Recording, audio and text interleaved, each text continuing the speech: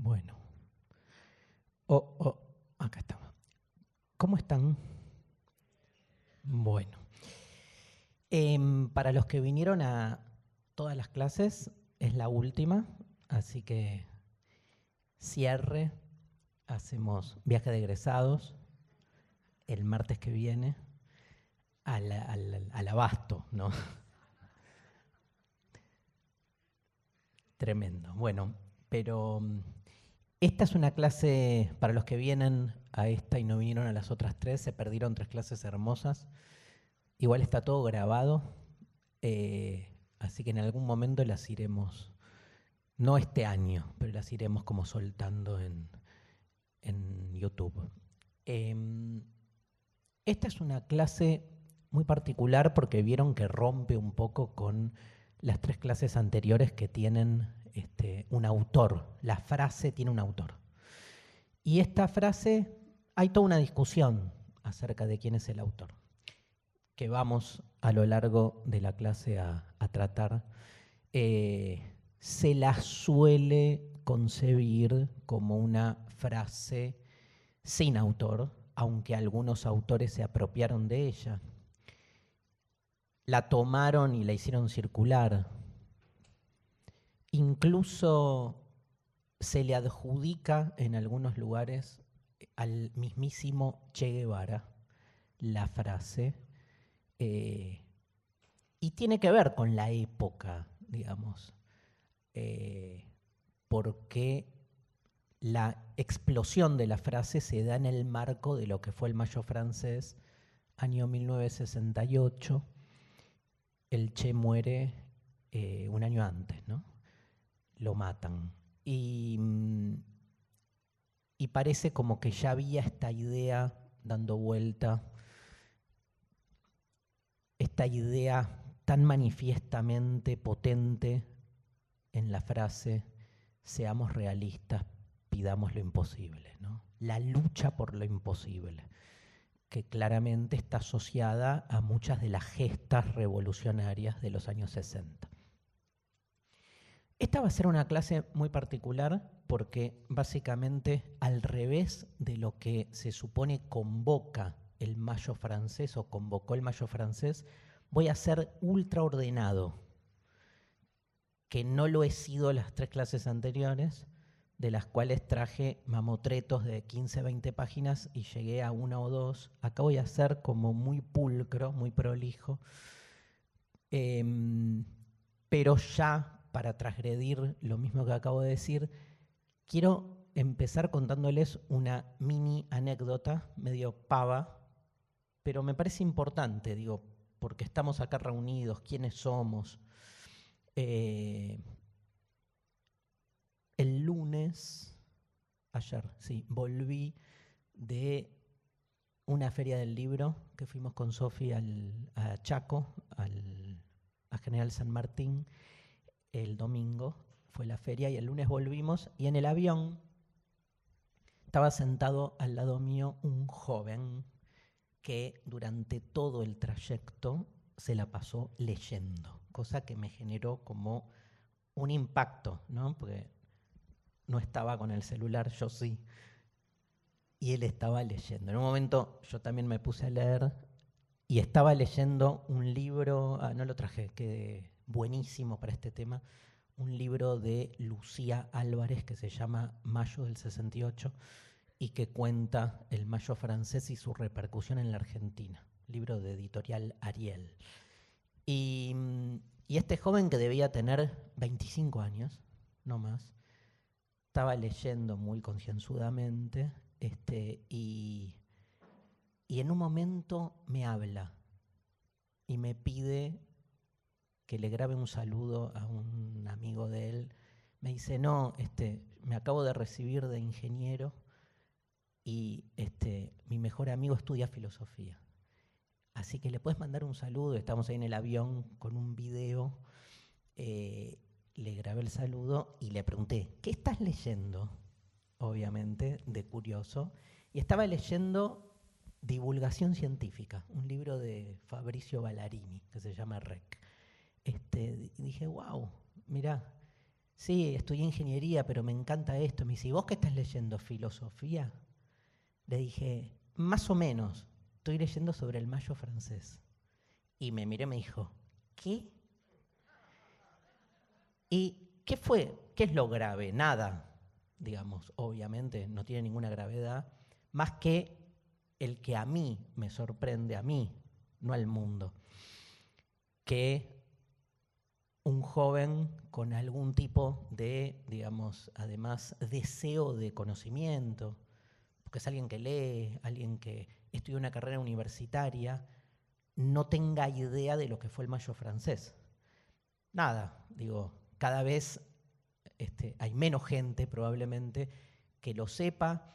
Se volvió en un momento, y yo fui uno de los docentes que lo hizo, se volvió material de estudio. Digo, acá esto puede ser una clase de un seminario donde de repente el Mayo francés es contenido de una clase. Estamos hablando de una revuelta que básicamente buscó el desarme de la currícula universitaria y de la idea de saber.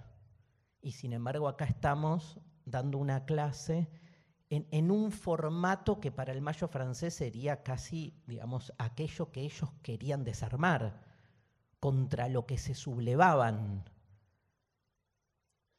El docente parado, ¿no? Con el falocentrismo microfónico, verticalista, bajando línea, el alumno pasivo. Digo, podemos decir mil cosas, ¿no? Alrededor de cómo criticarían esto, pero me sigue impactando porque para mí, a mí Darío, calculo que a muchos de ustedes seguro también porque están acá, salvo los que vienen al curso entero y por ahí esta clase no tenían idea de qué iba, pero dijeron, bueno, vamos. Suena linda la frase, seamos realistas, pidamos lo imposible. Tiene algo como interesante. Suena Mafalda, ¿no? Tiene algo de eso. Muchas de las frases del Mayo francés circulan en Mafalda. A mí el Mayo francés fue una experiencia constitutiva de mi subjetividad política. Mucho, pero mucho, por muchos motivos. Primero, porque yo nací en el 68 y para mí todo es señales. Después de los 50 años, todo es señales. Después tu terapeuta te dice, ¿podés dejar de buscar señales en cualquier lugar al pedo, que todo es más contingente y azaroso? Y no. Nací en junio del 68, ¿entienden? Esta es una revuelta de los estudiantes y yo soy hincha de Estudiantes, que salió campeón del mundo, ¿saben qué año? 68. O sea, todo está predeterminado para que sea un movimiento aparte de revuelta estudiantil. Digamos, yo soy docente, me dediqué a esto. Grandes pensadores participaron activamente. Sartre participa activamente en el Mayo francés. Uno de mis escritores favoritos, Julio Cortázar, tuvo que ver todos tuvieron que ver con el Mayo francés, ni hablar que muchos de los pensadores franceses así rutilantes tuvieron una relación más esquiva, más conflictiva, el mismo Foucault, Derrida, pero bueno, eso ya es hilar fino.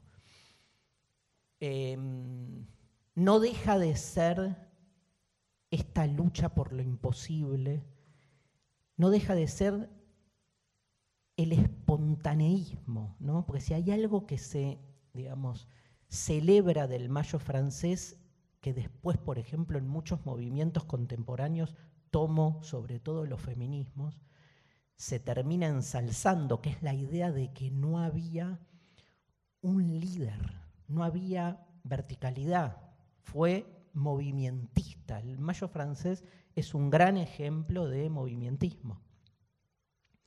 Ni hablar que ese movimentismo generó una de las alianzas tal vez para el pensamiento revolucionario moderno del siglo XX, una de las alianzas más difíciles y más buscadas.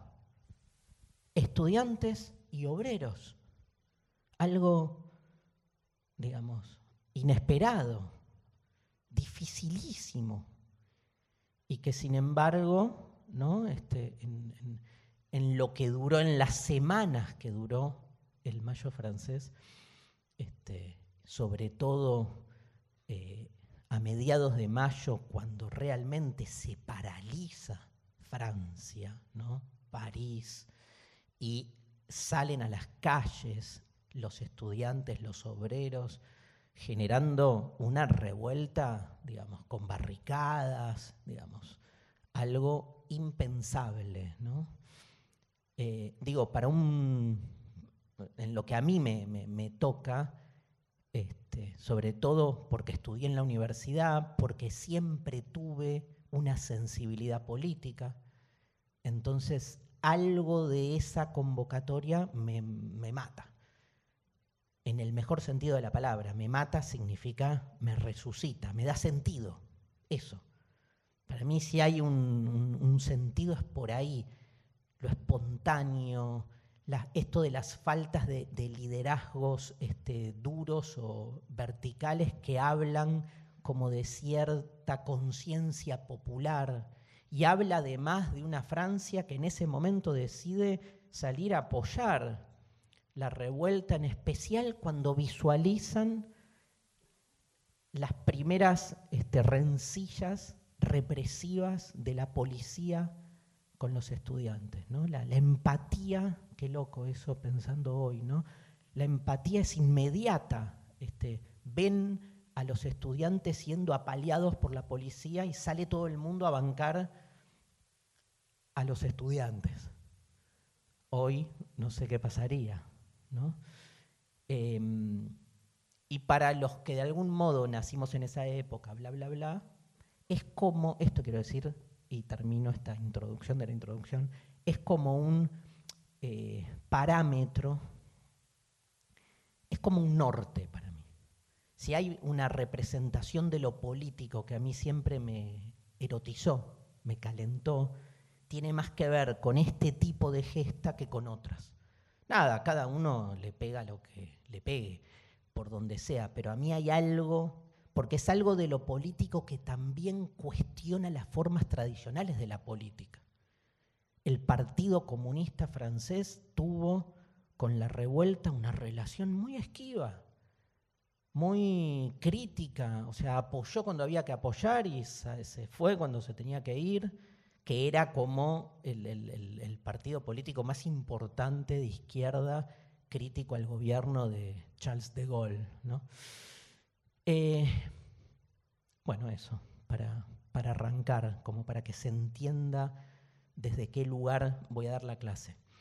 Luego, lo primero que quiero decir es, detengámonos 2 minutos en la frase, seamos realistas, pidamos lo imposible. Pidamos, en francés, tiene más el sentido de exijamos, pidamos tipo demandé, ¿no? Demandemos igual, ¿no? Exijamos, no pidamos tipo por favor, no.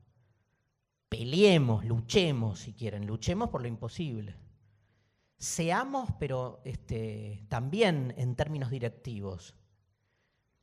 Esto es importante, después lo voy a desarrollar más. Sean realistas, no seamos tipo. Sean realistas, luchen por lo imposible, ¿no? Che, seamos realistas, peleemos por lo imposible. Ok, ese seamos realistas tiene el mismo tono que tiene la convocatoria al realismo en situaciones donde se pide un realismo real. Este no es un realismo real, porque si pide lo imposible, de realista no tiene nada. Pero es como que yo vengo y les digo, che, hay viaje de egresados, como dije. Ustedes me digan, Darío, seamos realistas. El CONEX no nos va a regalar un viaje de egresados. Que seamos, ¿vieron cuando uno está ahí entre amigos o discutiendo o con la familia y alguien dice, ya sé, tengo este plan. Che, seamos realistas. Seamos realistas es, te la bajo. Y luchemos por lo imposible es erección, pero exacerbada, te la subo. O sea, te la bajo, te la subo. No entiendo. Seamos realistas, che. O sea, no volemos, bajemos con lo que hay. ¿Y qué es lo que hay? Pelear por lo imposible, está todo mal. Es claramente una contradicción. O, como vamos a ver en clase, una aporía. Del griego, lo que no tiene paso. O una paradoja. Porque seamos realistas, que nada, administremos lo posible. No luchemos por lo imposible. Seamos realistas, dejemos de luchar por lo que igual nunca va a pasar y dediquémonos a administrar lo que hay.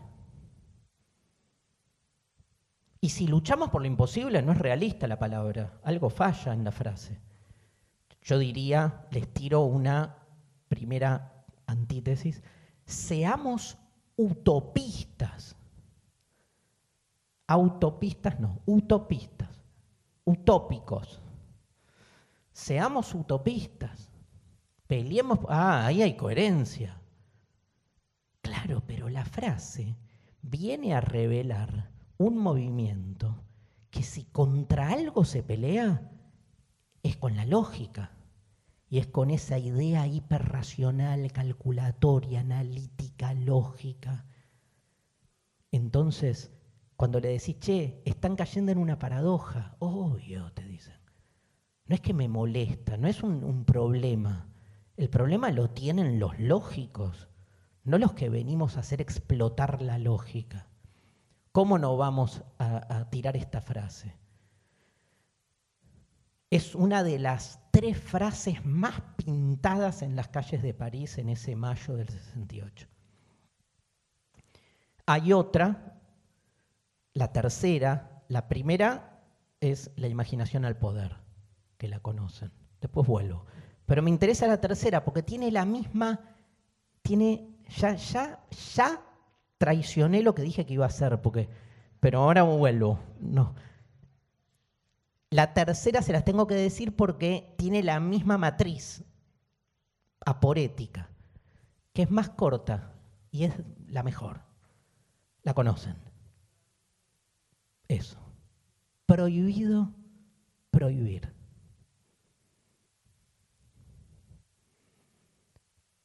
¿Está prohibido o no está prohibido prohibir? Prohibido prohibir.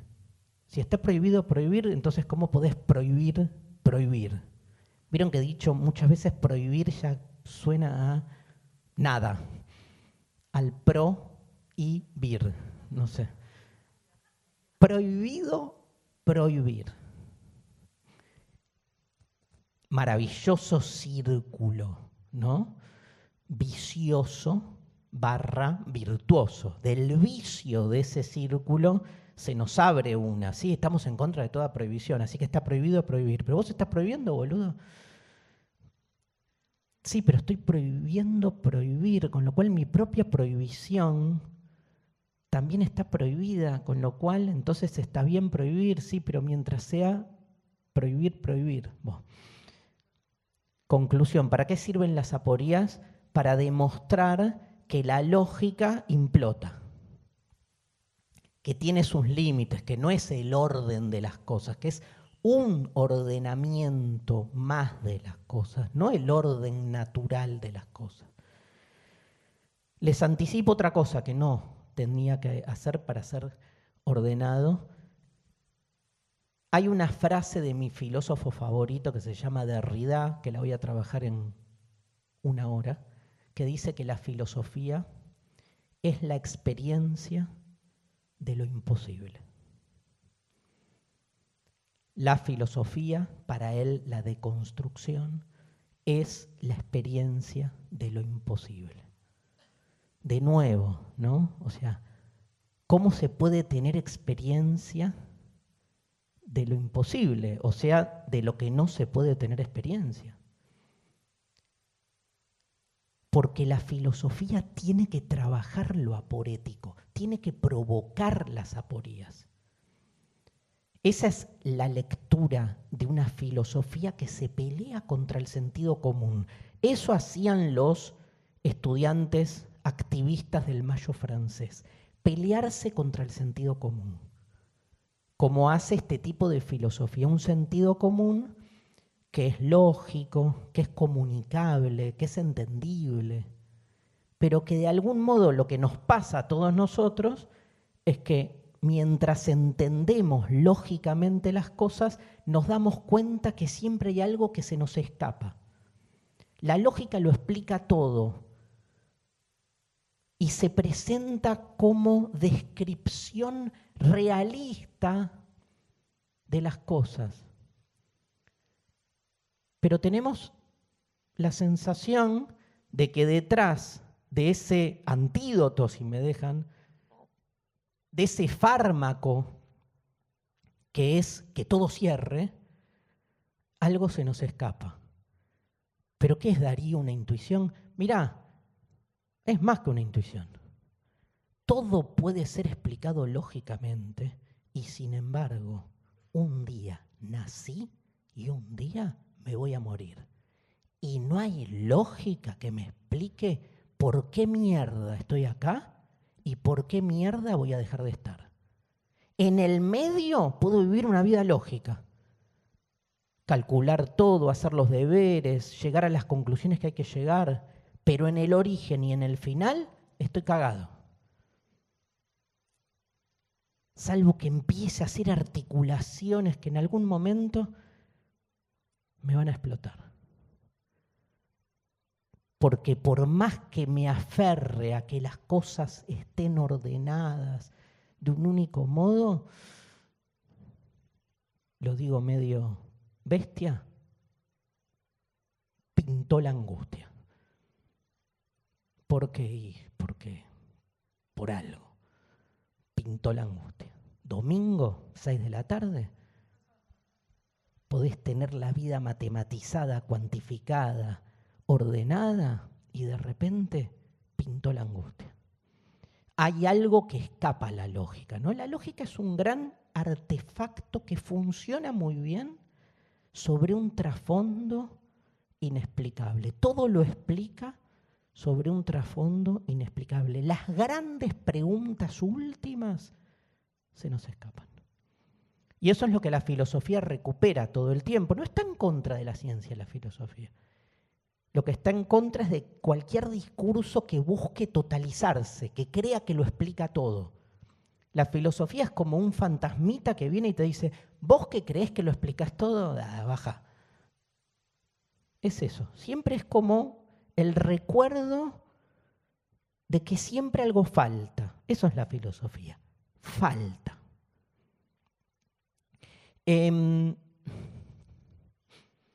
La frase, seamos realistas, pidamos lo imposible, con todo lo que acabo de anticipar, me parece que explica mejor que ninguna la gesta del Mayo francés, ¿no? Como que hay una relación entre el planteo aporético de la frase y la historia de la revuelta. Hay una relación. Si yo tuviera que elegir, elijo más esta frase que la imaginación al poder, aunque claramente es un movimiento contestatario, revolucionario, que hace de la imaginación su arma principal. Pero esta frase me parece como más fiel. ¿Por qué? Porque es una frase dicha aporéticamente, ¿no? Puesta en esta figura que es la aporía, paréntesis. ¿Qué es una aporía? Se entiende. Una aporía es un razonamiento que no nos cierra, que en algún lugar genera o una contradicción o conclusiones contradictorias, ¿no? Más que una contradicción, o que podés afirmar como en Prohibido Prohibir al mismo tiempo una respuesta y su negación. Ahora nos vamos a meter en algunas aporías famosas. ¿Por qué el Mayo francés como gesta tiene algo aporético? Y les dejo una pregunta para los que han venido acá a buscar los contenidos más políticos del Mayo francés. Y dejo abierta la pregunta, la retomamos a lo largo de toda la clase. ¿No es toda revuelta? ¿No tiene que ser toda revuelta aporética? Se lo replanteaban los estudiantes. Lo digo más duro, más claro. ¿No es toda revolución una revolución permanente? ¿No tiene la revolución que estar siempre en estado revolucionario?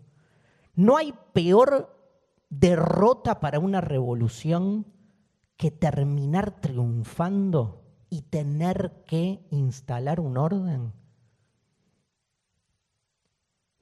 Tiene algo que ver con el deseo, ¿no? Con esa misma estructura de que si el deseo alcanza su objetivo, pasa a ser otra cosa. Pero hay algo del deseo que se difumina. Entonces, en las revueltas, porque muchas discusiones había acerca en las asambleas, ¿no? Tipo, ¿por qué peleamos? ¿Por qué luchamos? ¿Qué queremos? ¿Instalar qué? ¿Marxismo, leninismo en Francia? ¿Queremos que una revolución? ¿Qué quieren los obreros? ¿Ganar más plata o la desaparición de la propiedad privada? Ahora vamos a hablar del Mayo francés. El Mayo francés tiene una curva y en un momento, digamos, todo ese movimiento revolucionario se termina. Saben que uno de los leitmotiv más importantes es, para hablar de lo aporético incluso del Mayo francés, es: no murió nadie. ¿Quién conoce una revolución sin muertos? Murieron 3 personas después, pero ya en una segunda etapa, y uno se ahogó en el Sena. Con lo cual, y después mueren dos obreros en una represión en una fábrica, pero creo que ya en junio, cuando ya el movimiento empieza a perder peso. Esto es muy fuerte, ¿no? Una revolución sin muertos, ¿y qué era? Una joda, ¿no? Esto que hoy uno escucha, los chicos toman las escuelas, ¿para qué? ¿Para joder? ¿Y está mal joder? ¿Qué es joder? ¿Qué es lo contrario a qué? ¿A estudiar biología en tercer año del secundario? ¿Para qué? ¿Hay algún profe de biología? No, perdón. No tiene importancia la biología. Yo estudié acá, ¿no? Si lo dije la vez pasada, en el colegio que está acá atrás, el Mitre. Yo tenía en la época de la dictadura una materia que se llamaba Educación para la Salud. Increíble era. Tenía un poco de biología. A mí siempre me gustó mucho estudiar todo, tipo enfermito, y era como, no puedo creer las cosas que veíamos ahí. Biología o lo que sea. Digo, ¿cuál es la lógica del secundario, ¿no? De ni hablar en la universidad, como en la época del Mayo francés, la crítica era los programas de estudio. Bueno, vamos a hablar un poco del Mayo, pero les dejo abierta esa pregunta, porque mi tesis entonces es que hay una relación entre lo aporético de la frase y lo aporético del Mayo francés. Y les anticipo una última aporía, ahora después las repaso una por una. ¿Qué es esta? ¿Fue un triunfo o fue un fracaso el Mayo francés? Socialismo no hubo, o sea, los planes de estudio cambiaron un poco, pero no pasó nada. Los obreros sí consiguieron algunas reformas. ¿Fue un triunfo o fue un fracaso? Dice acá, ya estamos hablando de esto, como que impregnó. Puede ser, ¿no?, que haya sido un triunfo desde ese lugar, desde las representaciones sobre sublevaciones o revueltas que se fueron dando en el pensamiento de izquierda en las décadas posteriores. En Francia ahí, digamos, al revés, ¿no? Fue perdiendo, como que a los 10 años empezó como toda una lectura muy anti-mayo francés. El peor momento fue a los 40 años del mayo francés en el mismo que después fue primer ministro Sarkozy, era como soltemos al mayo. Me acuerdo de un autor que a mí me partió la cabeza cuando salió, ahora muy polémico, que es Michel Houellebecq. No sé si alguien lo leyó. Houellebecq, así una especie de bestseller de la literatura francesa. Hay un libro que escribe para lo que es fin de siglo, lo debe haber publicado en 1999, por ahí, llegando a los 2000, o por ahí lo publicó después, no me acuerdo, pero contaba la llegada del año 2000 de dos hermanos. El libro se llama Las partículas elementales. Y, digamos, todo el deterioro de estos dos hermanos, que son dos personajes del horror, es porque su madre era una hippie del mayo francés. Y era como esto, soltemos al mayo francés, ¿no? No sé qué sería parecido en la Argentina, es como si les dijera los 70, por pensar algo, que genera grieta, que genera, ¿no?, como antinomias. Pero fue muy fuerte el impacto de este movimiento en la subjetividad política, cultural y cotidiana de Francia. Y sobre todo generacional, porque lo que van a leer en todos lados es que si, digamos, queda en esto de la aporía de fracaso o éxito, lo que engendró el mayo francés es un nuevo sujeto político, inexistente como sujeto delimitado, aunque ya en los años 60 empezaba a constituirse como tal, pero en el mayo fue como su consolidación, que es la juventud. Esa categoría del joven es novedosa. ¿Te acordás que Cabrera, Sofía, el otro día hablaba, la otra vez le hicimos una entrevista a Fernando Cabrera, el cantante uruguayo, y él decía, yo vivía en una época donde pasabas de niño a grande. Tenías pantalón corto, pantalón largo, listo, pum. Ahora, en los 60 apareció esa zona intermedia, el joven, que después la sociedad de consumo se lo chupó y ahora somos todos jóvenes siempre. Uno es joven desde que nace y es joven a los 70 años. Se nos juvenilizó la existencia, pero en su momento aparece además como una categoría política, como un, digamos, lo generacional se vuelve un sujeto de la política, eso es la novedad. Y democratiza y como democratiza y iguala, diríamos, otro tipo de diferencias. Digo, los jóvenes hacen el mayo francés siendo ricos, pobres, siendo, digamos, nativos o inmigrantes.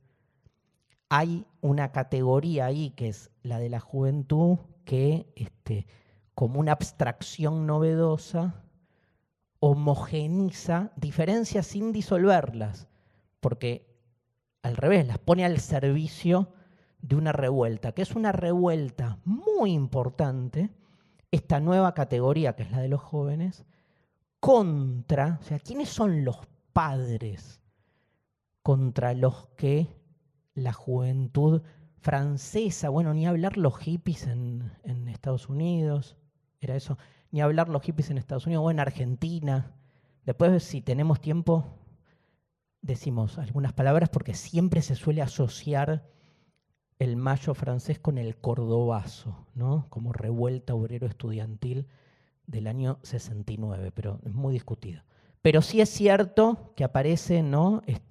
El joven cuya confrontación es con el mundo que le legan sus padres. El enemigo es el padre, la familia. Y la familia es, el enemigo es el padre, la familia, que es esa familia que deviene de la posguerra. O sea, los padres de los jóvenes de los 60 fueron jóvenes ¿cuándo? En la Segunda Guerra. Y son aquellos que encuentran en los años 50, que por algo se la llama la década conservadora, un aferramiento a algo estable. Y sí, venís de la guerra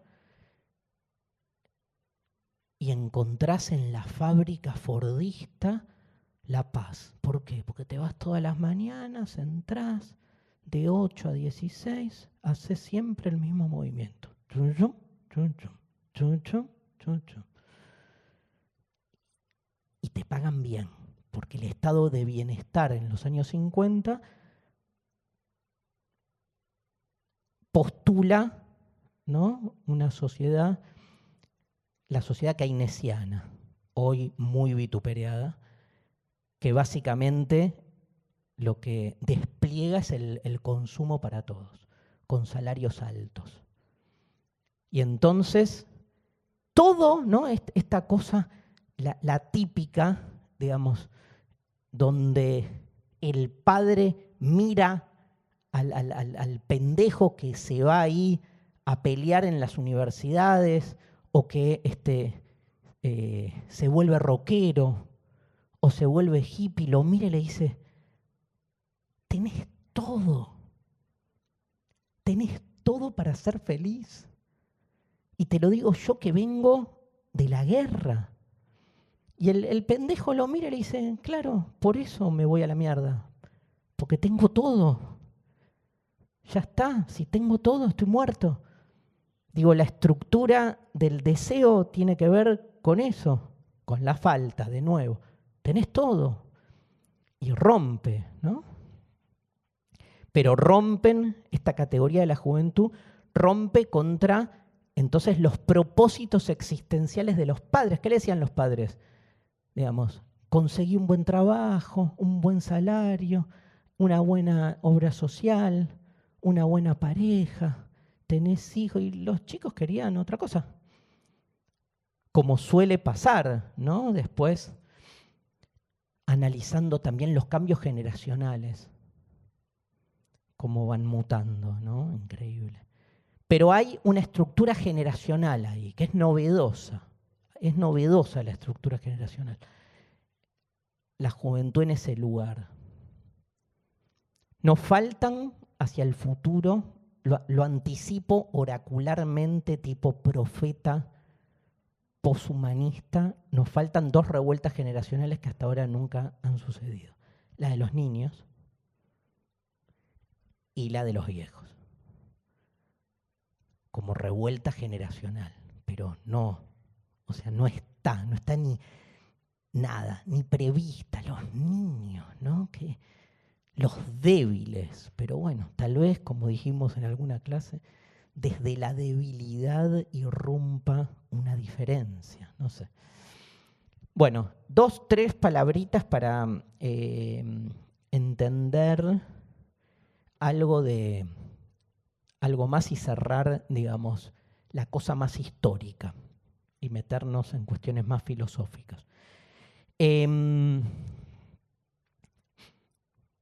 noviembre de 1967 hay en una universidad politizada como es la Universidad Francesa, hay un primer enfrentamiento en una facultad, en un centro universitario que no es en París, un poco más alejado, que es Nanterre, en una zona semiobrera, una universidad más, diríamos en Argentina, del conurbano.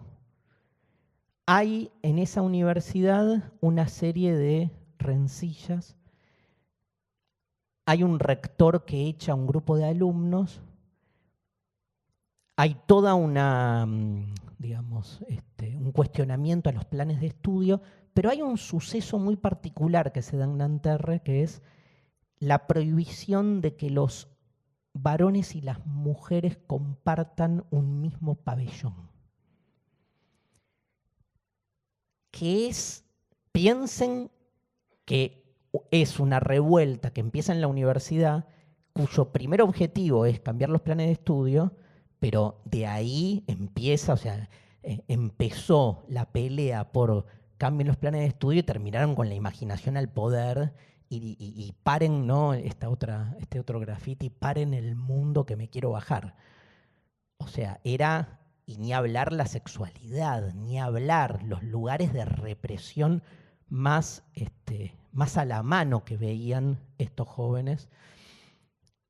Y ahí como que se mezcla todo, porque la prohibición de compartir los pabellones, creo que hay ellos deciden igual dormir juntos, hay como una afrenta y los echan.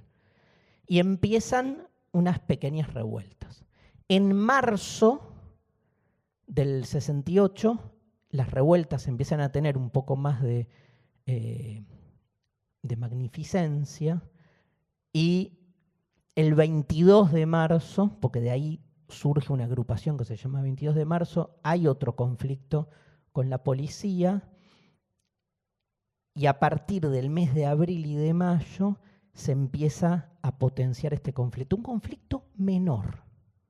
Hoy sería, o sea, tardaría en salir en los diarios, pero en algún momento sale. Lo que sucede los primeros días de mayo es lo siguiente, es que la última de estas manifestaciones encuentra a la policía de un modo más violento. Y entonces la mayoría de las universidades salen a bancar a sus compañeros de Nanterre, y pasa esto a la Sorbona, y en mayo se hace una especie como de manifestación, de paro, de toma. Empiezan a aparecer esas formas que son novedosas. Tomar la facultad. Hay alguien ahí, hay como un rector, una rectora que está 15 días que no puede salir de la oficina. Después, si quieren como ver o leer, hay muchos libros buenísimos que cuentan anécdotas increíbles de ese tenor.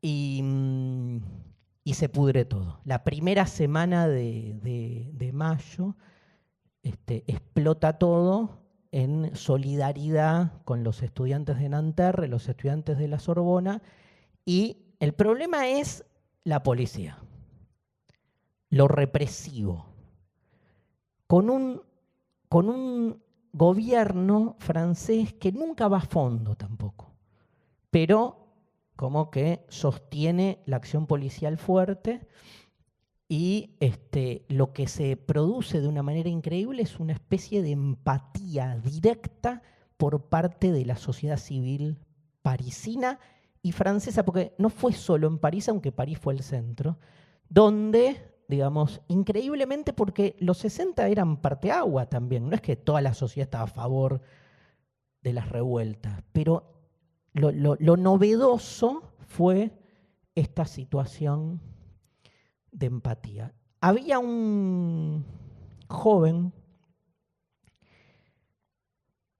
que estaba ahí entre los líderes. Yo les dije que no había un liderazgo en el sentido más tradicional, pero sí habían algunos líderes movimentistas que pasan un poco a la historia. Uno de ellos, que también genera una atracción especial, se llamaba Daniel Cohn-Bendit, Dani el Rojo. Era alemán, 19 años tenía, y entonces empieza, digamos, del otro lado de la contrarrevuelta, toda una especie de, digamos, discusión. Viene un extranjero a subvertir a los franceses. Y hay toda una contramanifestación con el lema Francia para los franceses. Y Cohn-Bendit es señalado por su extranjería. Además de ser alemán, era judío. Y entonces, en un momento, no sé si De Gaulle o alguien tira por ahí como todo este quilombo lo está armando un judío alemán. Y aparece, ¿no?, este emblema, sale a la calle, pero ya hablamos de cientos de miles de parisinos, bajo la consigna, todos somos judíos alemanes. Y empieza esto que ustedes conocen, porque llegó a la Argentina, esta universalización de la diferencia. Todos somos la víctima, ¿no? Digamos, el lugar de la víctima que es tomado en solidaridad por la totalidad. Llega a haber, digamos, millones de personas en la calle, más o menos para mitad de mayo, pero es incontrolable. Y aparte empieza todo esto que les decía antes de la revuelta que llama más revuelta, y no hay un plan. No es que hay uno que dice, bueno, lo que queremos es, nada, que cierren elecciones de nuevo. No, porque la democracia liberal era cómplice. O sea, era una especie como de llamado a la revuelta por la revuelta. Y esa discusión se da al interior de los revolucionarios. ¿Qué hacemos? Porque de repente tenemos a la mano la posibilidad de un cambio de timón. Y siempre estuvo claro que lo que buscaban era la oposición, la revuelta, no la toma del poder. Esa diferencia es clave. Porque además, si tomás el poder, se acabó la revuelta.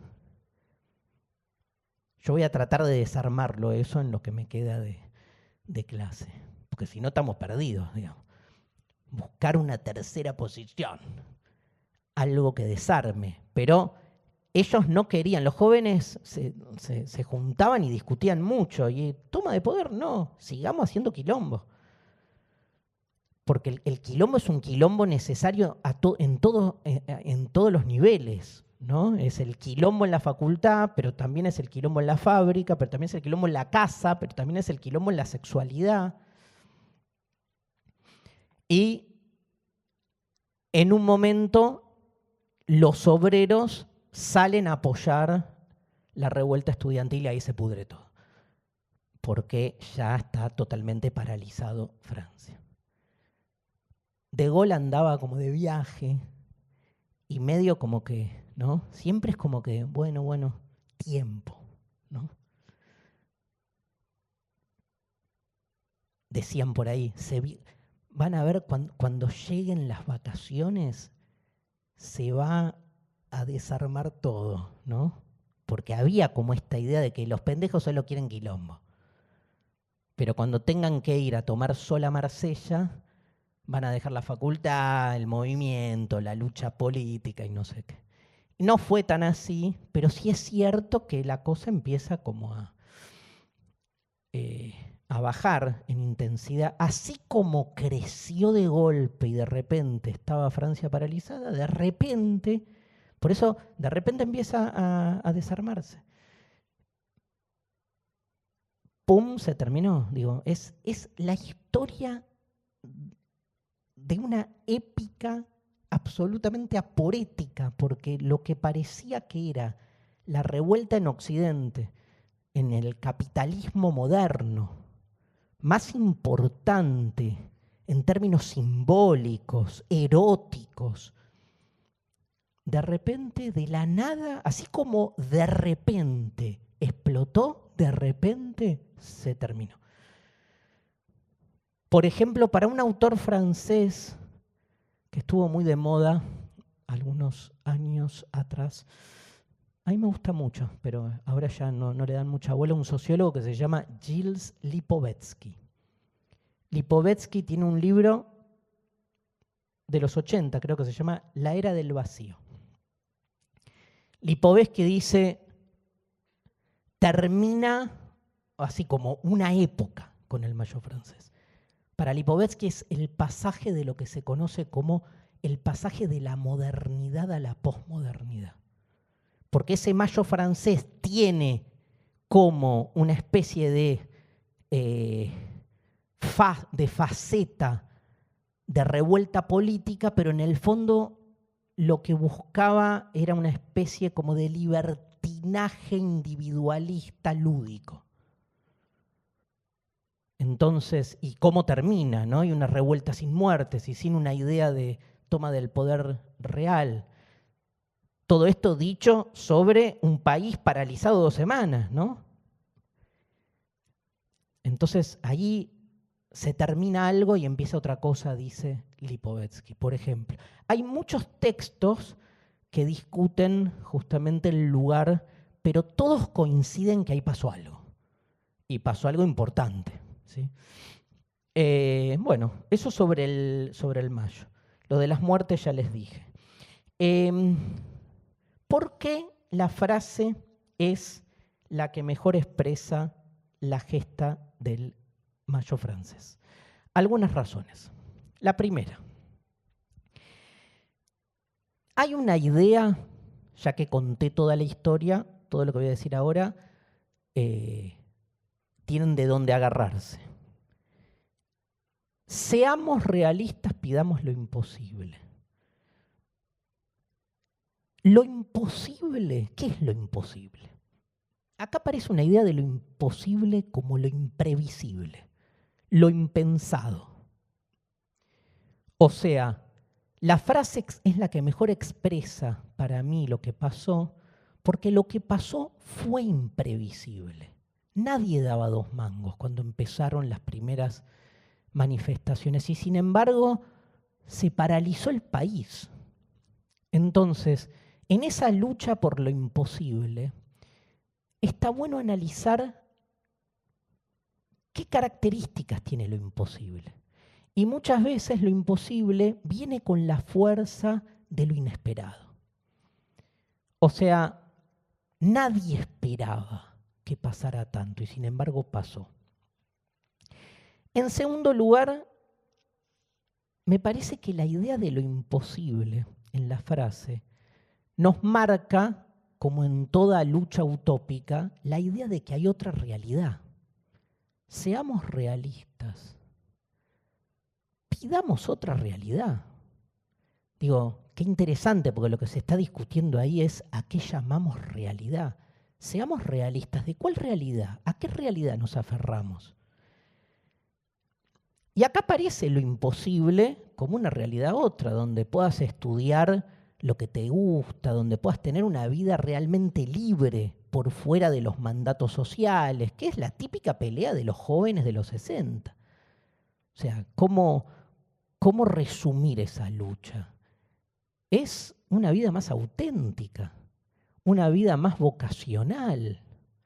Tiene algo de la vieja bohemia decimonónica, si quieren, pero bohemia en el sentido de, básicamente, de correrse de los mandatos. Yo creo que la gran afrenta sesentista contra la sociedad es que la sociedad no encorsete, ni serialice, ni industrialice tu deseo.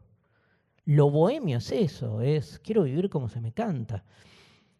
Hacer lo que quiero, en el sentido no de hacer lo que quiero, no es avasallar al otro. Les diría casi todo lo contrario. Hacer lo que quiero es vivir para el otro. Y no tener que vivir engullido en directrices que hacen de nuestra vida una vida de progreso material, de realización laboral. Es eso, es la revuelta directa contra las costumbres y los estilos de vida más cotidianos. Otra realidad. Esa es la pelea. Lo imposible, ¿no? Lo imposible es eso, es no tener que repetir las matrices generacionales previas, porque el monstruo para los jóvenes son los padres. Y no importa si los padres son copados o no, son padres.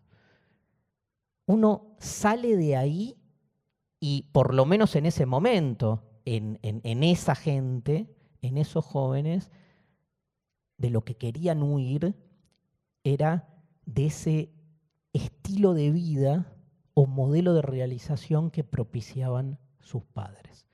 ¿Habían jóvenes que al revés querían ser como sus padres? Sí, la mitad, la otra mitad, como en todo, o más, no sé. obvio, no estamos contando la historia de los jóvenes conservadores, nada, es otro curso ese, no este, digamos, pero sí, calculo que sí. Mis viejos, que ya murieron, yo nací, como les dije, en el 68, piensen que tenían 25 años en esa época. Y obviamente siempre les pregunté, ¿no iban a las marchas? ¿No hacían esto? No, ni en pedo. Al revés, ¿no? De hecho, mi papá siempre recordaba, me acuerdo que mi papá siempre decía, para mí la mejor época en la que yo viví fue cuando gobernaba Onganía. Papá, le decía, papá, no. No, pero saber, re tranquilo. La tele, esto, nada. O sea, pero mi viejo siempre fue una persona absolutamente despolitizada. Y muy orgulloso de eso. Pero digo, había otra mitad, ¿no? Entonces yo decía, pero, o sea, no encontraba en mi familia, de hecho, a nadie de la generación de mis viejos, de mi familia, estuvo involucrado con algún tipo de empatía, ¿no? Con las políticas culturales de los 60. Después, ¿por qué también la frase expresa lo aporético de la gesta? Por esto que les decía de la idea de lo realizado de nuevo. A mí me vuelve loco esta discusión. La idea de si una revuelta tiene que alcanzar su objetivo o si es revuelta en tanto se presenta inconsumable. Y me parece un gran dilema para la política, sobre todo para la política revolucionaria, ¿no? Porque parecería que, digamos, si una revolución parte de la idea de que hay que socavar el orden establecido, ¿qué propone? Y si lo que propone es otro orden, más justo, más igual, más libre, ok, pero es otro orden. Y el problema para la revuelta es el orden. Lo digo más bestia, ni yo estoy de acuerdo conmigo con lo que voy a decir, pero no importa. No hay órdenes buenos u órdenes malos, o los hay, pero el problema no es ese, el problema es el orden. Porque el orden enajena, porque el orden expropia algo de nuestra finitud, de nuestra incertidumbre, de nuestra libertad. El orden te lleva para un lado y no para otro. Ya hay una decisión, ya terminaste encajado en un lugar y no en otro. Por ahí no hay otra manera, está bien, pero si no hay otra manera, entonces aceptemos, como no hay otra manera, que siempre nos vamos a poder revelar. Me hace acordar a la alegoría de la caverna de Platón, ¿la tienen? ¿Sí o no? Bueno, el que no puede venir el sábado, que podamos estar acá con Sole, Barruti, y la voy a contar. Entre los mitos que contamos el sábado, uno es la alegoría de la caverna. Los prisioneros viven convencidos de que no están aprisionados, ¿no? Porque creen que viven su vida normal, están metidos adentro de una caverna, pero perdieron la capacidad de darse cuenta que están siendo oprimidos y se creen libres y autónomos viviendo dentro de la caverna. Hasta que uno sale.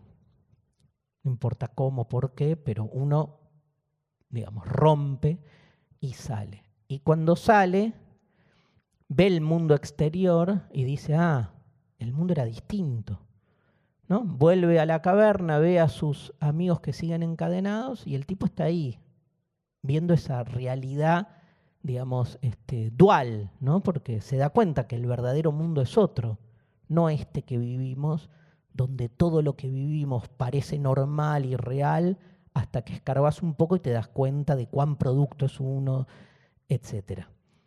Cuando el chabón se va a la mierda y vive su vida verdadera en el mundo real, esto ya no es Platón, sino es Darío inventando a Platón.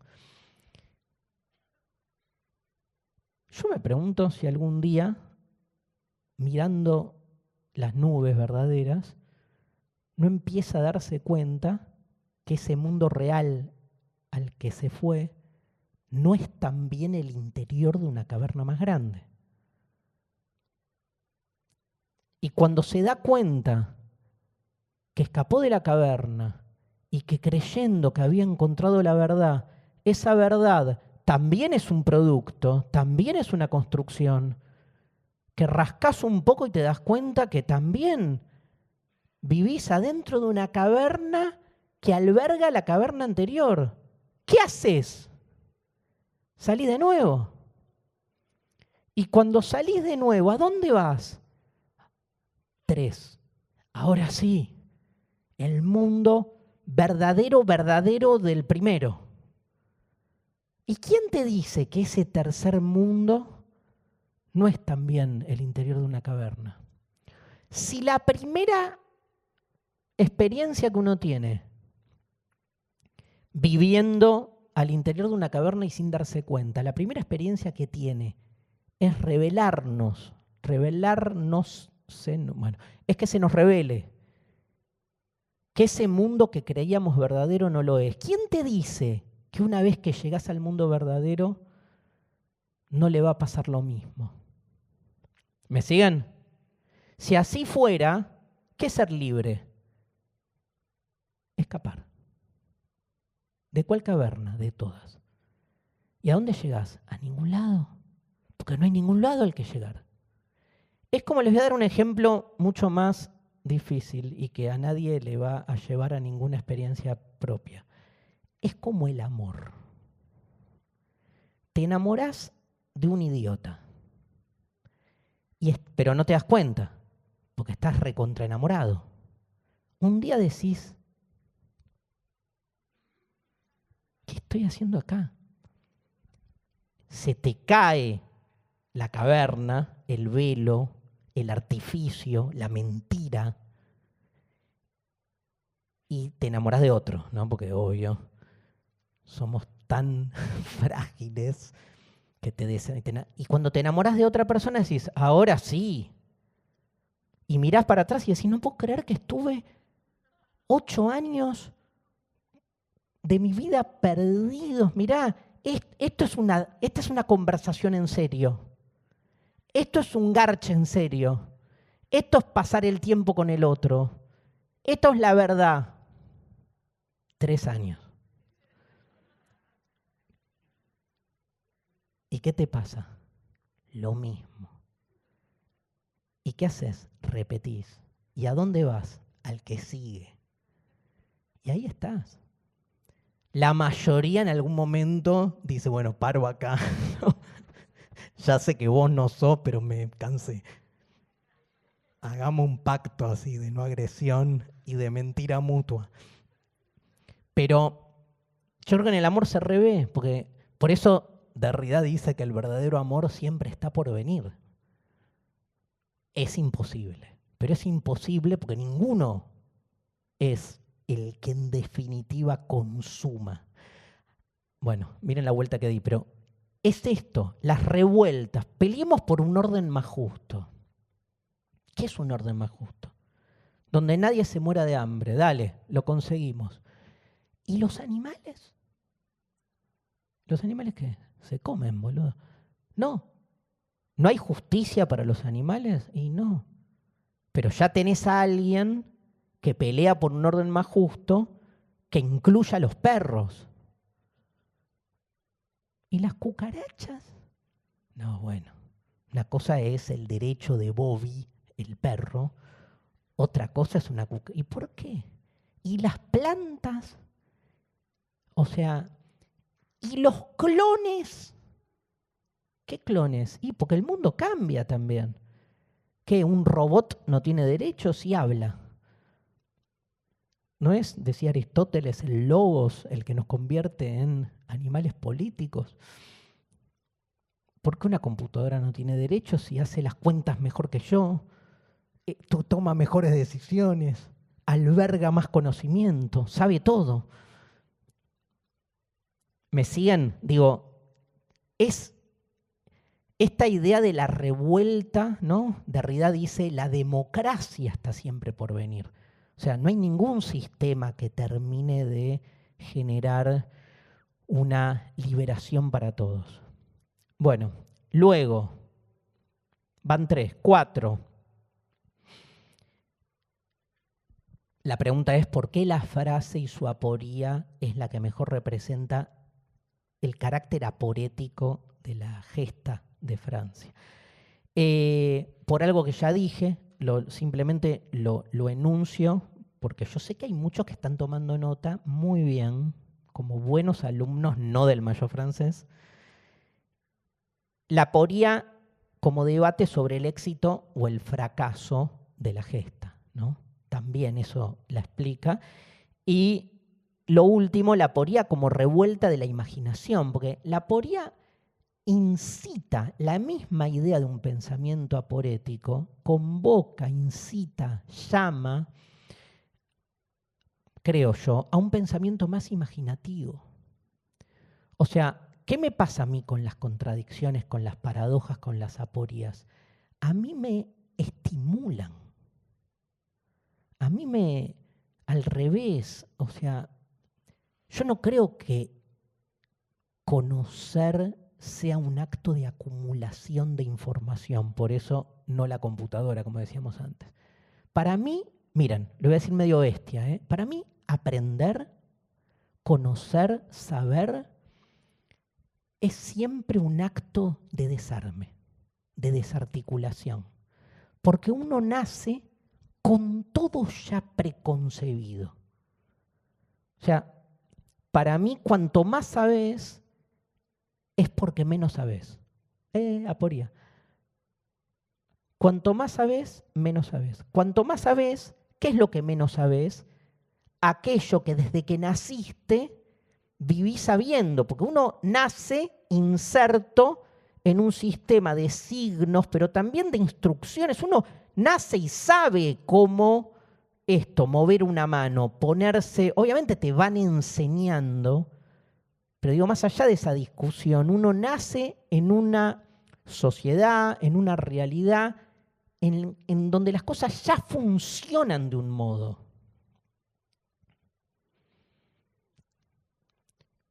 En el amor es tremendo, eso lo trabajo en mi último libro, en El amor es imposible. En el amor es tremendo, o sea, vos ya tenés el chip de cómo tenés que amar. Y a quién, y de qué manera, y qué tenés que decir, y qué tenés que hacer. O sea, es la domesticación absoluta. Igual aquel que ose enamorarse por fuera de las formas establecidas. O sea, perdiste. Perdiste porque no hay ninguno, primero, que se pliegue. Y además porque o sea, está por fuera del sentido común. Bueno. 2 ejemplos de aporía, ya que estoy con las aporías. El más famoso son las aporías de Zenón, que todo el mundo las conoce, ¿no? Que no es el jugador de Boca, Kevin Zenón, que ayer nos robaron un partido a los hinchas de Estudiantes, hablando de aporías. O sea, no hay manera, porque todo depende de dónde se establezca el comienzo del disparo del tiro libre, pero no importa. Lo cierto es que Boca no nos gana hace 6 partidos. El empujón nadie lo vio. Nadie lo vio. Increíble. Zenón tiene, bueno, es famosa la aporía de Aquiles y la tortuga, pero nada, no los voy a aburrir. Les voy a ir al ejemplo más fácil, más idiota y más simple. Es imposible, por eso es una aporía, es imposible pasar del 1 al 2. ¿Está? 1, 2 dirían, es posible, 1, 2. Pero entre el 1 y el 2 hay números. Si vos tenés que pasar del 1 al 2, tenés que pasar por todos los números que también conviven entre el 1 y el 2. En un sistema decimal infinito. Entonces es 1, 1,01, 1,001, 1,00. Nunca vas a llegar del 1 al 2 porque entre el 1 y el 2 hay infinitos números. La aporía, la imposibilidad del paso es pasar de 1 a 2. Y nosotros vivimos todo el tiempo contando 1, 2, 3. Pero al contar 1, 2, estás de algún modo cayendo en una paradoja. Incluso también es cierto que gracias a las matemáticas, nada, no se cayó el avión ayer. Ponele.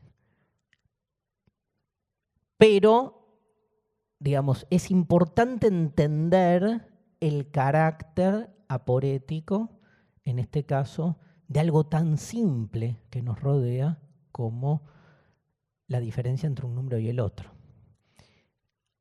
La paradoja, nada, o sea, ¿de qué sirve? ¿De qué sirve? Si vas al supermercado, vas al coto y tenés que sumar, ¿de qué sirve saber que hay infinitos números entre el 1 y el 2 si igual te la dan, digamos? ¿De qué sirve? Respuesta. La filosofía no sirve. O sea, no es que tiene una utilidad práctica en ese sentido. ¿De qué sirve? De que además de que te angustias porque todo está caro, te angustias además porque entendés que nunca vas a poder terminar de contar los números. Tiene una buena, que es que nunca cumplís años. Tipo, nunca paso. Yo que estoy en los 56 tengo, ¿no? Sí. Voy para los 57. ¡Ah! Nunca llegará. Pero bueno, voy a seguir boludeando que nunca llegan los 57 y voy a estar adentro del Honka. La otra paradoja, la paradoja de Epiménides. ¿Lo tienen a Epiménides? Él sí lo tiene Epiménides. Epiménides. Esta es medio rompebolas, pero síganme igual.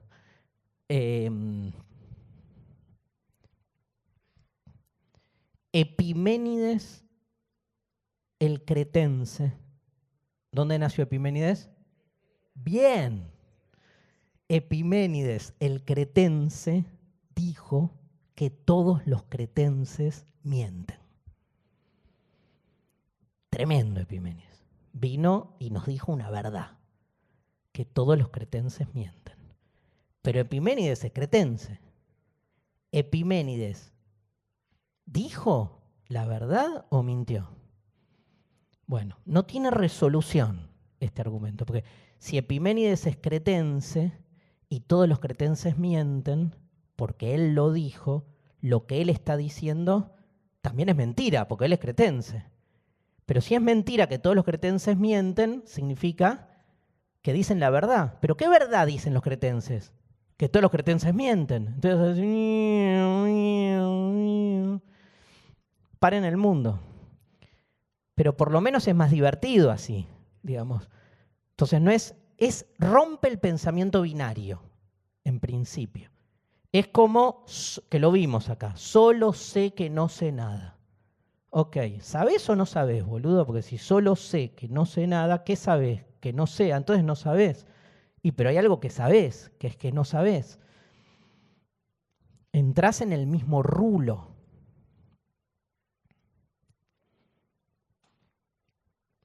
Yo miento, ¿no? Es la misma.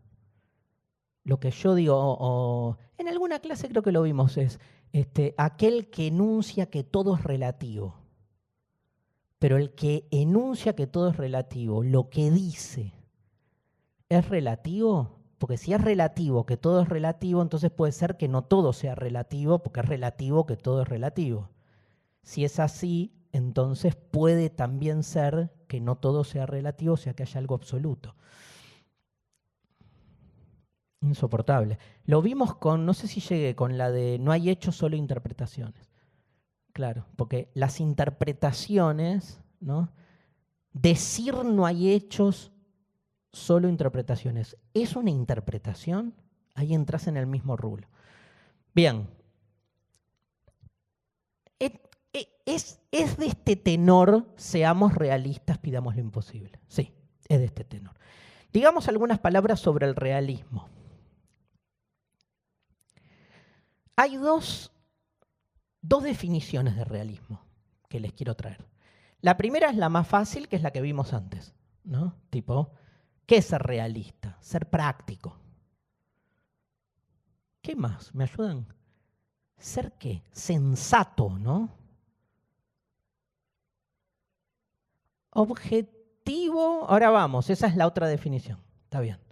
Pero a nivel, cuando uno dice, che, seamos realistas, o sea, no nos da la guita para irnos de vacaciones. Viste que ya es la época donde viene uno y dice, ¿a dónde vamos de vacaciones? Seamos realistas.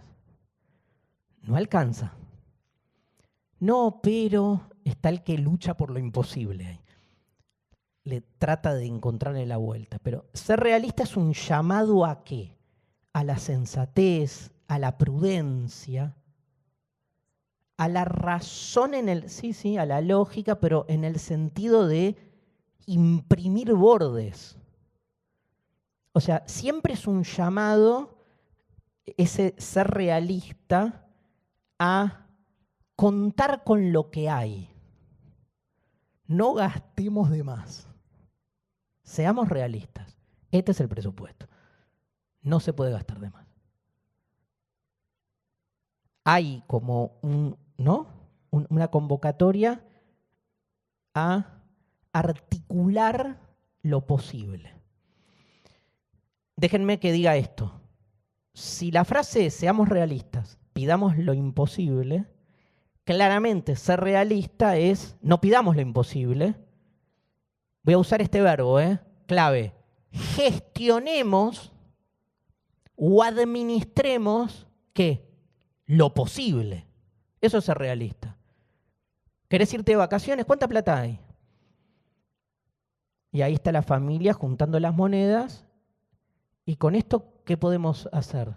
Y nos vamos un fin de semana de camping a San Pedro. Somos realistas. Si no, hay que crédito o nada. Vamos y después vemos. Muy de los jóvenes del Mayo francés. Vamos y después vemos. ¿Vemos qué? No sé. Yo una vez me fui unas vacaciones, me fui con un amigo y estudiaba teatro. Tenía 18 años y nos quedamos sin plata y entonces hacía re hipiera. Peor que hipiera, una denominación muy ochentosa que era psicobolche. Iba con una boina, entonces iba a la playa y hacía monólogos. Y la gente me tiraba plata. Y entonces nos seguíamos pagando el camping. Teníamos una carpita. Vamos y vemos. Es todo lo contrario al realismo, ¿no?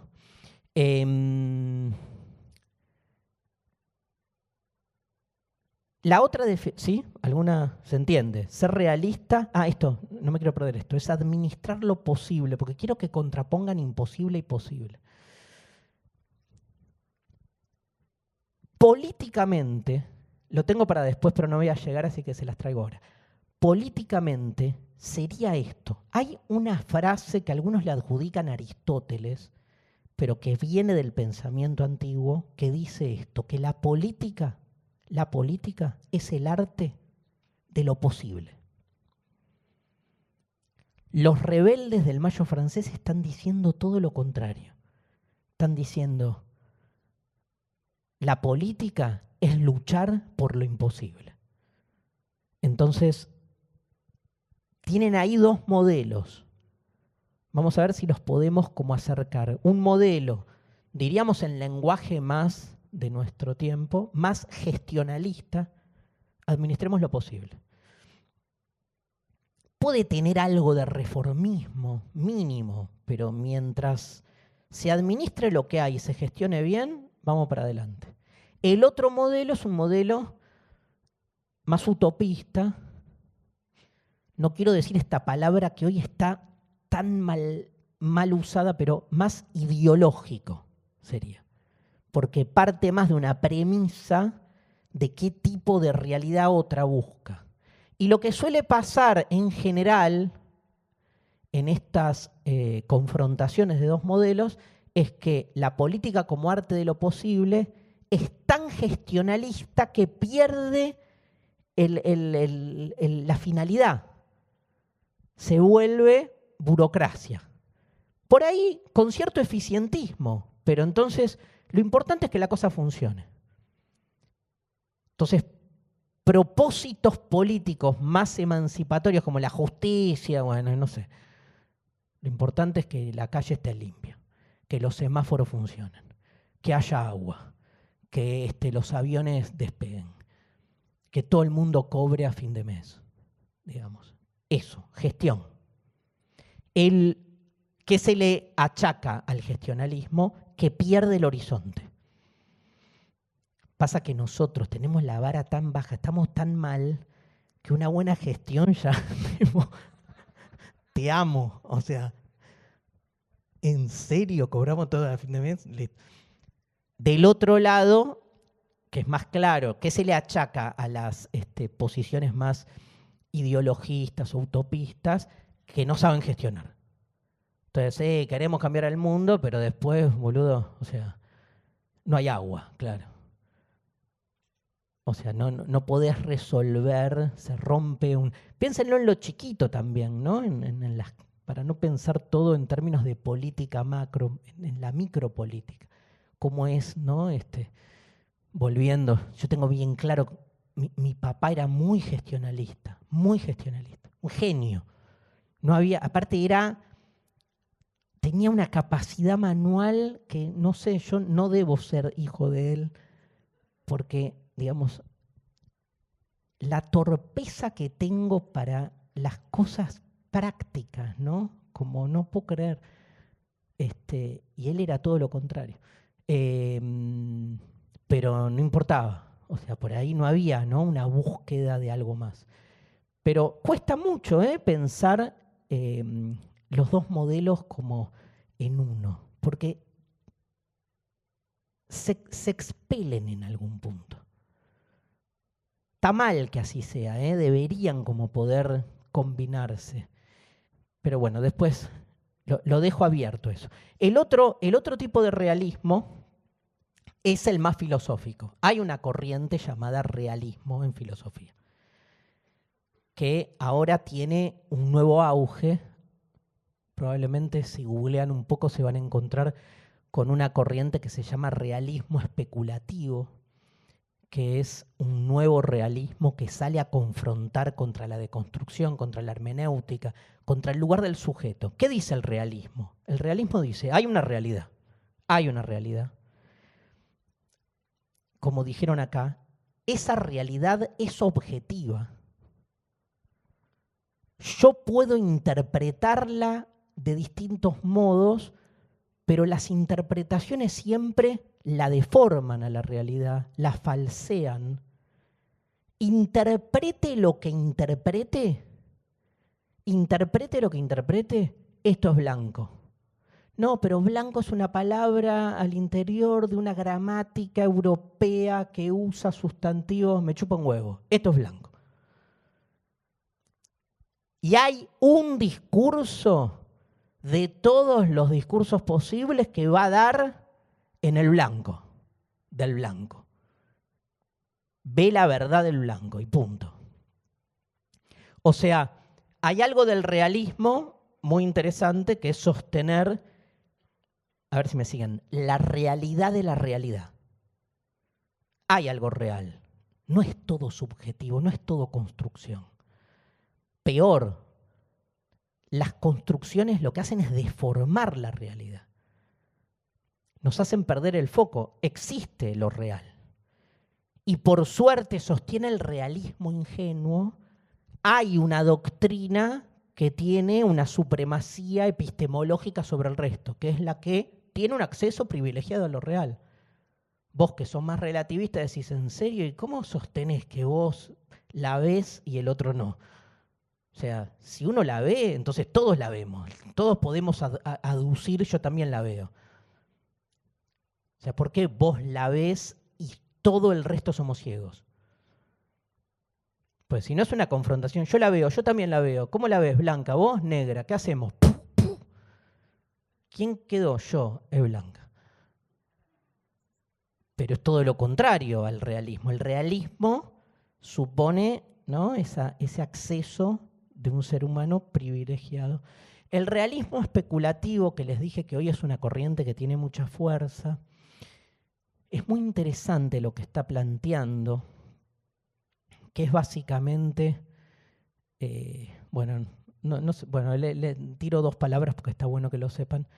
Está muy ligado también a las teorías colapsológicas que hablan de la inminencia del fin del mundo. Tiene mucha relación con la ecología. Y básicamente lo que propone el realismo especulativo es: el mundo está por terminar, lo humano está por terminar y la cosa sigue sin nosotros. Y hubo ancestralmente una realidad mucho antes de que el primer ser humano piense la primera pelotudez. Hay mundo. Todos nosotros, todos morir y hay mundo. Entonces, ¿qué es esta pelotudez de pensar que el mundo es lo que el ser humano? O sea, ¿qué es este ser humano que se cree, ¿no?, el culo del mundo? El ombligo, y que todo pasa por nosotros. Al mismo tiempo es cierto que el realista especulativo diciendo hay mundo antes del ser humano, lo dice un ser humano usando palabras humanas que se gestaron después de que, claro, había mundo antes. Pero bueno, otra aporía, ¿no? Otra aporía. ¿Cómo sostengo yo desde el lenguaje lo que sucedía ancestralmente hace 10 millones de años? Si todo lo que digo yo sobre lo que pasaba hace 10 millones de años, lo digo con el lenguaje humano, que ya supone no solo una gramática, sino una conformación ordenatoria de lo real. Porque el lenguaje no es neutro. Y no es que no es neutro porque es ideológico y toda esa pelotudez que se intenta ahora, digamos, debatir para desviar el eje. El lenguaje no es neutro porque pensar, muy borgiano esto, pensar en términos de sustantivos y adjetivos ya es ordenar la cosa de un modo. Ya decir, me fui a la mierda acá, pero ya decir el pizarrón es blanco es un modo de ordenar la realidad, donde para todos nosotros en esa frase es más importante la pizarronidad del pizarrón que la blancura del blanco. Y tal vez el mundo pueda ser ordenado de otro modo y es mucho más importante el blanco, que acá se manifiesta pizarrón y ahí se manifiesta papel y acá se manifiesta felicidad. Pero el lenguaje, en su estructura sustantiva, también decide que los sustantivos son las entidades más importantes de la realidad. ¿Por qué? ¿Dónde está? Borges tiene un cuento que se llama Tlön Uqbar Orbis Tertius, que plantea un planeta, un mundo en el cual se habla otro lenguaje y entonces la realidad es otra. Está la película, ¿te acordás de esa, Sofi? Que Arrival. ¿La vieron? La llegada.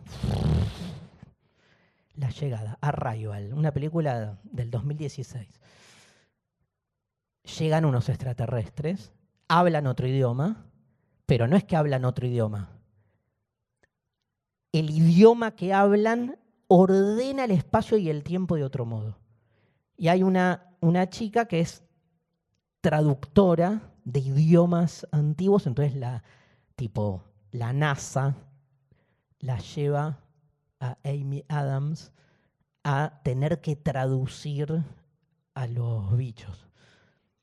Y la mina aprende el lenguaje de los extraterrestres y le empieza a cambiar su percepción de la realidad. No les cuento más porque... Tremendo, pero es eso, ¿no? Bueno. Luego, está claro que si entendemos lo que es el realismo, la ironía de la frase, del graffiti, pedir la sensatez, ser realista es ser sensato, es exigir la sensatez de la insensatez, ¿no? O sea, me parece re importante entender lo irónico. O sea, todos nos quedamos con la segunda parte, que es exijamos lo imposible, peleemos por lo imposible. Pero a mí me parece fascinante que la frase empiece con, che, claro, seamos realistas, seamos como ellos, seamos como mamá y papá. ¿Qué? Rompamos todo.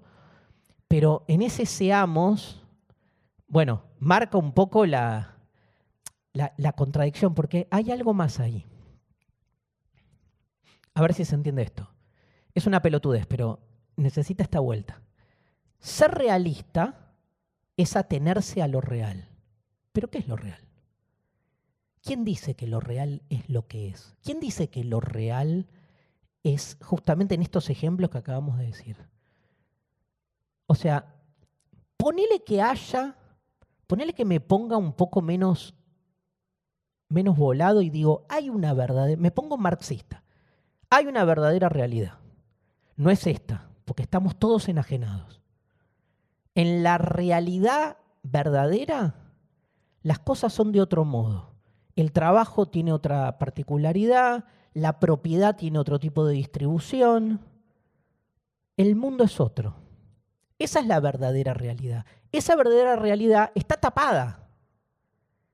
Ser realista no es atenerse a lo que el capitalismo nos muestra como realidad verdadera. Ser realista es desarmar al capitalismo y encontrar detrás de sus fauces la verdadera realidad, que es un mundo más igual, más vocacional. Entonces, en ese lugar, ser realista está bien, que es pelear por lo imposible, porque la lucha por lo imposible, ¿qué hace? Me revela la verdadera realidad. El verdadero realista no es el que dice, tengo que trabajar y el trabajo me va a dar la felicidad. El verdadero realista es el que dice, en el trabajo te cagan. Entonces, lucha de clases. Ese es el verdadero realista. Entonces, cuando vienen, che, seamos realistas, dale, seamos realistas de verdad, no de esta realidad chota, inventada, falseada que me querés hacer creer. Por eso, todo anoté, por eso, esto es tremendo, porque por eso tenemos que pensar la estructura misma de lo real, como les decía. Y tengo esta pregunta. Todo esto se me desató un cordón y me da una paja enorme agacharme y atármelo. Así que nada, no miren mi cordón desatado. Nada más. Tenemos una contraposición. Seamos realistas. Lo real. Pidamos lo imposible. Lo imposible. Lo imposible, ¿no es también real? O sea, la pregunta que yo me haría es, ¿qué abarca lo real? Porque parecen como dos esferas separadas, como una cosa es lo que hay, lo real, y otra cosa es lo imposible. ¿Qué? Lo imposible, ¿dónde está? No hay. Ok, no hay. Pero eso imposible, si lo nombrás, es porque suponemos que lo hay, pero en otro lado. Ponele en ese juego más pedorro de la dogmática religiosa metafísica clásica. Lo real es lo que está en este mundo. Y luego el cielo. Dios. ¿Qué hay en el cielo? Y hay otra cosa. No tiene la estructura de acá.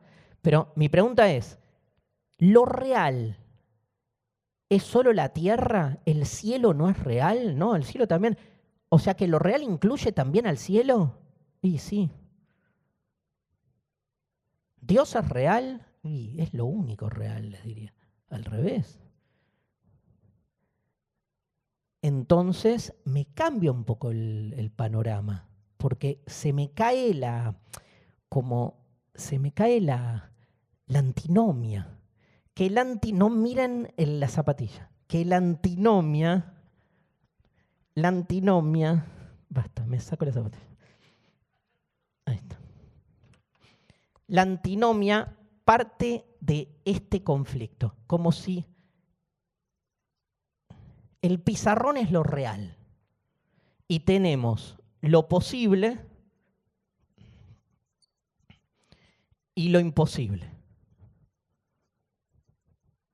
Claro, ¿por qué luchaban los chicos del Mayo francés? ¿Qué luchaban? Porque en vez de tener matemática, quieren tener lengua. No, eso es lo posible. ¿Quién va a querer eso, no? Esa pelea. O sea, lo imposible es otra cosa. Lo imposible es lo otro. Lo imposible es lo inesperado. Lo imposible es eso, es una vida erótica, una vida libre, pero libre de verdad. No es que baje los índices de pobreza del 18% al 14%. Eso no es imposible, pero no es lo imposible. Lo imposible es que desaparezca la idea de riqueza, pobreza, dinero, economía, trabajo. Eso es lo imposible. Lo imposible es la orgasmicidad de la axila, acabo de inventar. Es vivir dionisíacamente en una especie de orgasmo infinito donde todo es maravilloso desde siempre hasta siempre. Y donde ni siquiera me di cuenta ni que morí ni que nací. ¿Pero sos feliz? Sí. Ponele.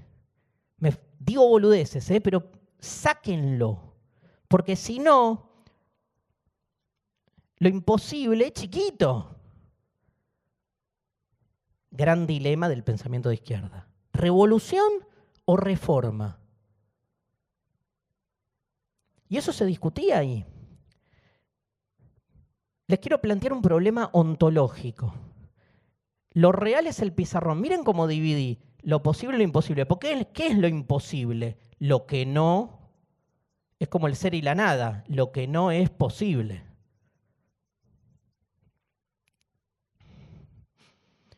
¿Ustedes creen que la separación entre lo posible y lo imposible tiene esta escala? Es como la separación entre lo infinito y lo infinito. ¿Tiene esta escala? O sea, lo posible es un moco. Lo imposible es todo. O sea, no es así. Lo imposible no es lo que no es posible. O sea, va de nuevo. Si lo posible es A, lo imposible no es no A. Porque no A es una forma de definir lo imposible muy atada a lo posible. Entonces vos decís, es posible que el ser humano, ponele, no es posible que el ser humano vuele. ¿Y por qué? Porque tenés la experiencia de que querés volar o no. Pero entonces reducís la imposibilidad a algo concreto que surge de lo posible. Lo imposible es hacer así y estar en la panza de mi mamá. Y hacer así y ser 10. Y hacer así y ser Juan Sebastián Verón. Nada, eso es lo imposible. Todos pensamientos imaginativos, individualistas y pedorros. Podría haber dicho, hacer así que nadie se muera de hambre, no se me ocurrió. Pero diferencien entre lo posible a, lo imposible no a, lo posible a y lo imposible como todo el infinito que no sea A, que no es no A. No es nada, es un poco, es una cuota, un pedacito, ¿sí? Es más, avanzo porque sé que estamos como imposible con la hora. Nosotros solemos tener una lectura de lo imposible donde lo que hacemos es buscar hacer posible lo imposible. Para nosotros, el salto revolucionario, el progreso, como quieran, la mejora, es, digamos, que esa diferencia entre lo posible y lo imposible, que lo imposible vaya avanzando y logremos lo imposible. Pero lograr lo imposible es que lo imposible se vuelva posible. Cuando lo imposible se vuelve posible, ya no es imposible.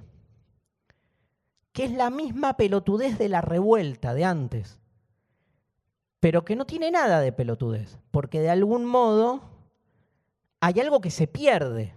Digo, ¿cómo rescatar lo imposible sin que pierda su llamada, su exhortación, su diferencia, diríamos?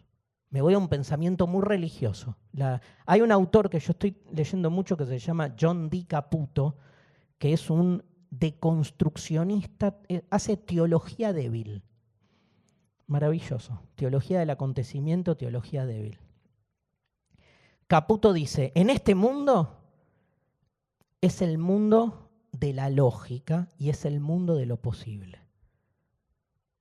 El mundo de lo imposible no tiene una lógica de lo imposible, porque la lógica se asocia con lo posible. Con lo imposible se asocia la poesía, dice. Entonces, frente a la lógica de lo posible, una poética de lo imposible.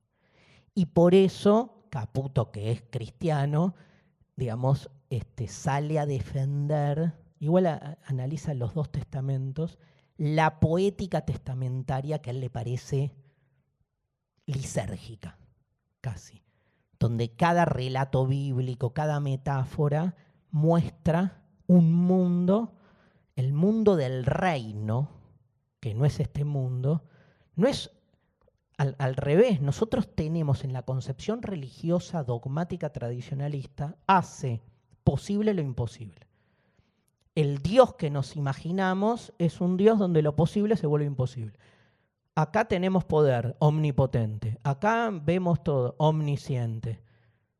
Somos buenos, soberanamente buenos. Dios es la potenciación, ¿te acordás, Sofi, que lo hablamos? La absolutización de nuestras características particulares, ¿no? Las extremamos. Entonces, como el ser humano es bueno, Dios es absolutamente bueno. Pero estás haciendo posible lo imposible. La imposibilidad de Dios es que Dios se resguarde como otredad. La aporía, de nuevo. Dios es incognoscible, tiene que ser aporético. La filosofía es una experiencia de lo imposible por eso. Buscamos un saber que sabemos que nunca vamos a alcanzar. Eso es hacer filosofía, eso es el amor. Buscar una plenitud imposible. Buscamos en el otro algo que suponemos que nos va a completar. Más vale que no nos complete, porque si nos completa ya nos chupa un huevo el otro. O sea, funciona la lógica del amor, que no es lógica, porque el otro nunca te cierra. Pero si no te cierra es una cagada. Y si te cierra también. Ergo, el amor es una cagada, digamos, de un lado u otro de la aporía. Bueno, les digo cuál es la propuesta. Es re difícil, re difícil. Pero intentemos, ya que es la última clase. No es hacer posible lo imposible, va, despacito, sino al revés. Hagamos imposible lo posible. No intentemos llegar al cielo. Bajemos el cielo a esta tierra, sería la metáfora. O sea, sacralicemos cada detalle de la existencia. No esperemos a morir para alcanzar la sacralidad. Que sea sagrado cada acto. O sea, una línea es sacra. Una línea que dibujo con el marcador está erotizada. Hagamos imposible lo posible. Eso me parece fundamental, con lo cual poeticemos la realidad, con lo cual que la aporía, que la paradoja se vuelva la forma de relacionarnos con las cosas y no vivirla como una falta. Convivamos con la falta, sería. Pero se las dejo ahí, porque ¿qué es hacer imposible lo posible? ¿Qué es bajar el cielo a la tierra? Es como que todas estas situaciones que vemos imposibles, no las veamos en la trascendencia. Disolvamos la trascendencia. Inmanentizamos, viene de inmanencia, que es lo contrario de trascendencia. La revolución no está más allá, está más acá. O sea, todo está más... Tenemos que achicar distancia, no ampliar distancia. Nuestra relación con las cosas es una relación intermediada todavía por lo posible. Hay algo imposible conviviendo con nosotros. Démosle otro lugar. Siempre cuento un ejemplo, por ahí alguno lo escuchó porque lo conté 100 veces, de cómo hacer romper, de cómo generar esta ruptura con las cosas, con las palabras, con el lenguaje incluso, ¿no? Que me pasó una vez con mi hijo menor, cuando tenía 3 años, ahora tiene 13, 10 años, que un día yo estaba, digamos, cocinando una sopa y llegó él y me dijo, estaba con una cuchara de madera yo cocinando una sopa de remolacha. Me dijo, papá, ¿me das? ¿Qué querés? Quería la cuchara. Y yo decía, pero anda a jugar a tu cuarto. Tenés la habitación, la típica pelotudez, llena de juguetes. Le digo que es como no entender la estructura elemental del deseo. Como tiene el cuarto lleno de juguetes, viene a buscar la cuchara, ¿no? O sea, pelotudo soy yo que le llené la habitación de juguetes y le saqué la posibilidad del deseo. Viene. Yo no, viste, me va a ensuciar la cuchara. Le doy la cuchara porque me puede. Los otros dos no me pueden tanto. Él sí. Se llama Teo, que es Dios. Imagínate, le puse de nombre Dios a un hijo, me puede. Entonces le doy la cuchara y él agarra la cuchara y me dice, espada. Le digo, pará, las vas a ensuciar. Y hace, automáticamente se las lleva acá y hace, cuan, cuan, cuan, cuan, cuan. Empieza a cantar una canción de Topa. Micrófono. Dame la cuchara. Pará, y hace, pim, pim, pim, pim, pim. Harry Potter. O sea, en 30 segundos, Teo convirtió a la cuchara en una varita mágica, en un micrófono y en una espada. O sea, en 30 segundos, Teo emancipó a la cuchara de su monocromatismo ontológico. O sea, liberó a la cuchara de tener que ser una única cosa. Los adultos creemos que las cosas son solo lo que son. Una cuchara y es una cuchara. En el juego, que es una... Y digo, si algo hicieron en el Mayo francés fue jugar. En el juego hay una búsqueda revolucionaria, pero no buscando el más allá, sino bien inmanente. O sea, tenés al lado la cuchara, estás todo el tiempo, o sea, convivís con alguien, lo mirás en serio, digo, todas las facetas que tiene, la silla, todas las facetas que tiene. Por eso digo, pequeñas cosas. Me parece que eso de hacer imposible lo posible cambiaría nuestra forma de ser realistas, ¿no?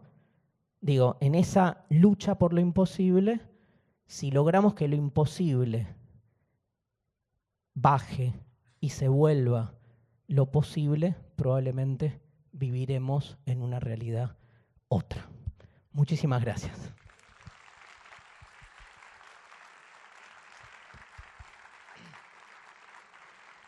Mil millones de gracias, gracias por la buena onda y bueno, nos vemos la próxima, Gracias por el aguante.